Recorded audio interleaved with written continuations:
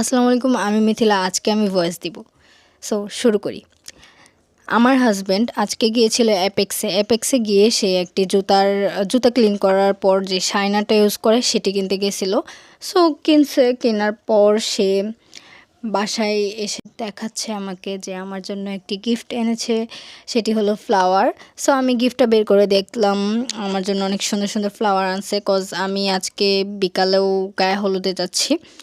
So সে শাইনারটি কিনছে, আর শাইনারটা অনেক ভালো। অ্যাপেক্সের এখানে শাইনারগুলো অনেক ভালো হয়, আর লিকুইড শাইনারগুলো অনেক সময় দেখা যায় পড়ে যাওয়ার পরে আর কোনো ইউজ করা যায় না। আর এটা হলো লিকুইড না, এটা প্রায় ভেজলিনের মতন লেগে থাকে, কিন্তু এটা অনেক সুন্দর শাইন করে জুতাকে। সো আমার হাজব্যান্ড এখন জুতা ক্লিন করতে বসে গেছে।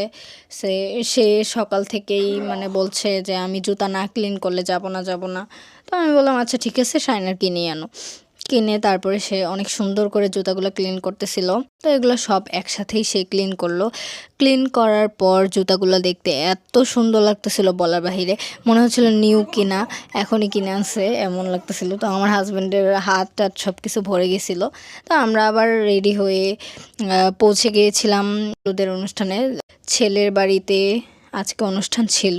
মেয়ের বাড়ি থেকে যারা গায়ে হলুদের জন্য আসবে ডালা নিয়ে, তাদের যারা রিসিভ করবে সেখানে। সো সেখানে যাওয়ার পর সবাই মিলে দাঁড়িয়েছিল, ফ্লাওয়ার্স, তারপর ছোট ছোট ক্লিপ, আরও অনেক কিছু নিয়ে দাঁড়ায় ছিল, কিন্তু আমি দেখিনি ঠিক মতন, এমনি হালকা ভিডিও করছি। তো সব মেয়েদের মাঝখানে আমার হাজব্যান্ড পড়ে বসেছিল, যার কারণে ওর অনেক আনইজি ফিল হচ্ছিল। তারপরেও আমি বলছি একটু ওয়েট করো, আমরা দেখেই যাই। খাবার আসার পর দেখি অনেক খাবারের সমস্যা হয়েছে আমাদের এখানে। তো খাবারে কেমন সমস্যা হয়েছে, খাবার আমরা পাইছি কিন্তু পানি পাইনি। পানি ছাড়া খাবার খাওয়া অনেক কষ্টকর আমার জন্য। তারপরেও আমি খায়া অনেকক্ষণ দাঁড়াইছিলাম, কিন্তু পানি কেউ দেয় নাই। তো তারপর মায়ের এন্ট্রি হলো, চলে আসি।